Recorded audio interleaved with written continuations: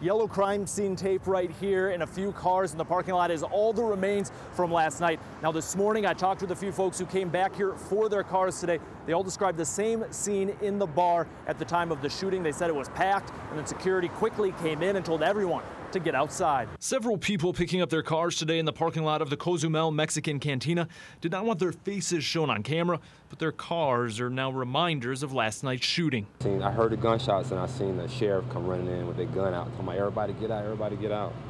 Customers say after the shooting they were evacuated from the restaurant and moved away from the building. Somebody was laying right there, somebody was leaned up on the side of a car. College Park police responded to the shooting off Old National Highway, and the GBI is now handling the investigation. Information released by the GBI today details a fight in the parking lot after midnight between several Cantina customers. Then a man shot at two people. An off-duty Fulton County deputy working a part-time job at the Cantina and a security guard shot at the man. The man was hit, taken into custody, and brought to Grady Hospital in critical condition. A woman not involved in the fight or shooting was also hit and went to the hospital in stable condition. Information on who shot the woman has not been released. The deputy and security guard were not injured. After it is complete, the GBI's investigation will be handed over to the Fulton County District Attorney's Office.